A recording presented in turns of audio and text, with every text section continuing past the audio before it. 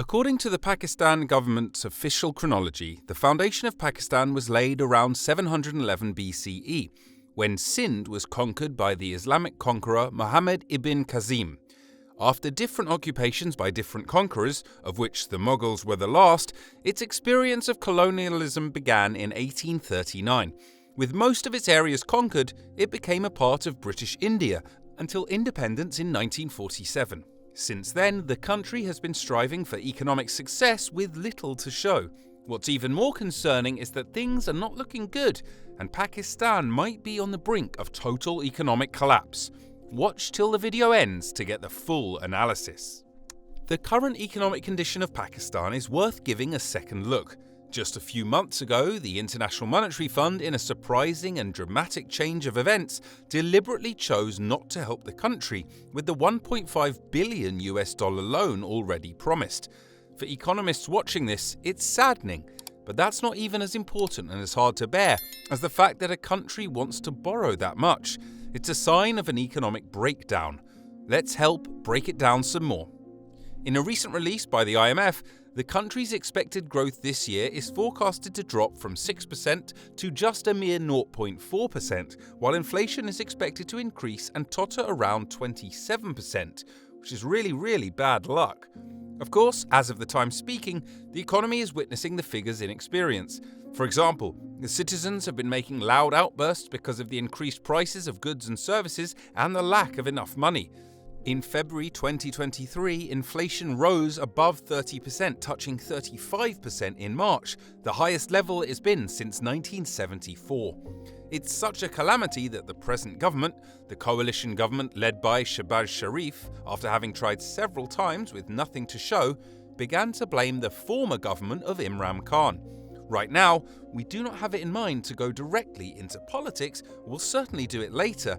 But it's very important to understand that the government's failure to rescue the economy and the imminent knowledge that it may not be possible soon prompted them to blame Khan for the mismanagement of the resources.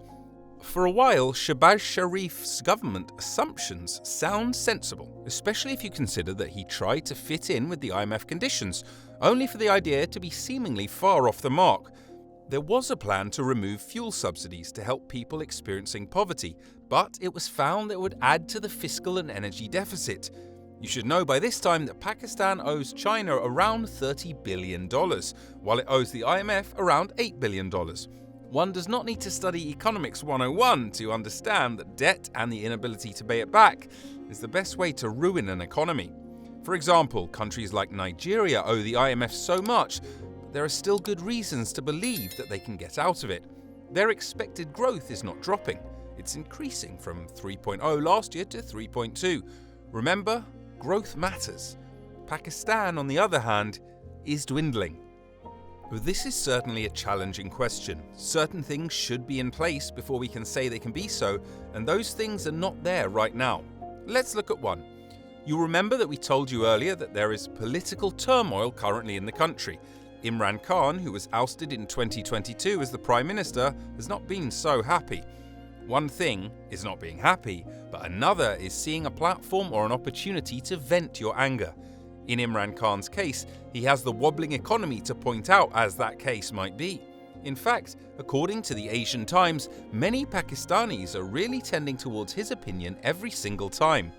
In fact, there is a chance that the government will find it hard to implement policies because of the fear of what Imran Khan will use that fodder for.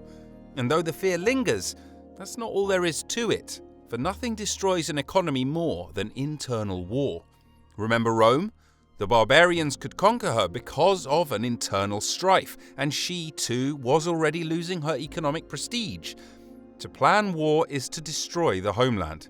It isn't very comforting to hear that the same thing is about to happen to Pakistan as we know it.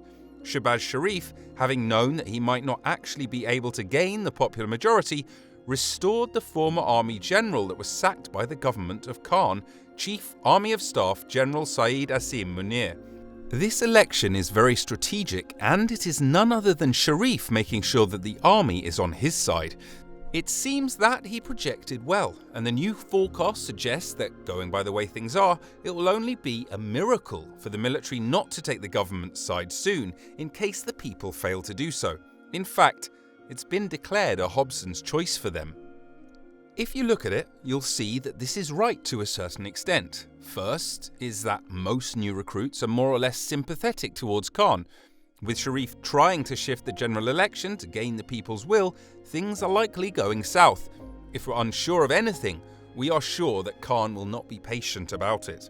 And if he draws his sword by chance, the other side will too, and then war begins. How will the economy grow in a war? How will people be able to create and buy things? Like former Prime Minister of the United Kingdom Boris Johnson said in his recent visit to Lagos, Nigeria, you can't grow an economy where the people are unsafe. Safety is first.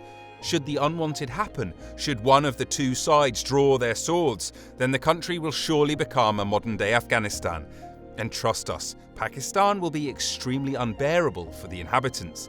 It may take many years to rebuild it and make it a great nation. As often said, a war's end is never known. When will it end, if it ever happens? Let's even take the civil war out. We should consider the people that are being elected into office by Sharif. Take, for example, Minister Dar. Many suggest that the IMF aid didn't go as planned because of his weaknesses.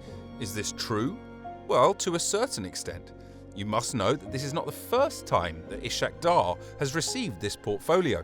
The last time he did, he was actually accused of theft. In 2017, Pakistan's National Accountability Bureau, or the NAB, filed a case against him for having assets beyond his known sources of income. What he did next might surprise you. He travelled to London, claiming he was sick. Imran Khan, since his appointment, never stopped questioning that appointment. Khan has used every medium to call him a thief and a corrupt leader. If we're to look at it, Khan might have been right all along. So then why was he chosen? Well, he's related to Sharif's affluent family, Prime Minister.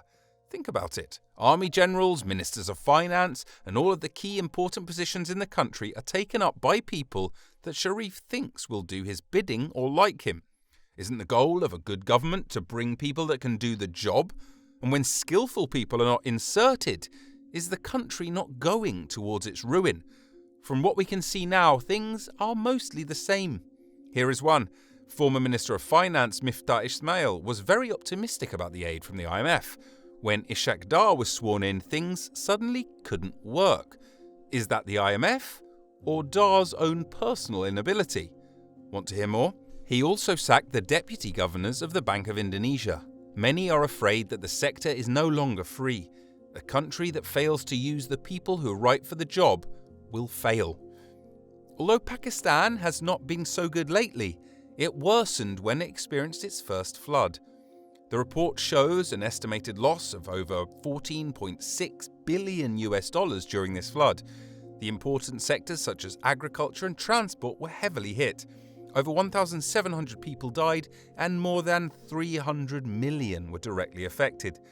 Since then, the economy has begun to go down the drain. In fact, this actually dented Imran Khan's popularity. Realistically, he has no hand in natural disasters and his response was adequate, but people needed to be more content. But now, things are just as bad under Sharif.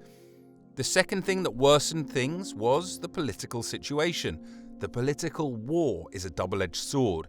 It turned the economy into what it is now, and it is now leading the economy to a total and utter death. With all that has been mentioned, Pakistan may be on its way towards economic blackout, but we still hope that the needful can be done and its economy rescued. Do you think Pakistan can recover? What do you think are the necessary steps? What would you do if you were Sharif and saw this message? Are there things that can be done to prevent imminent civil war? Let us know in the comment section below, and please don't forget to like, share and subscribe. Thanks a lot.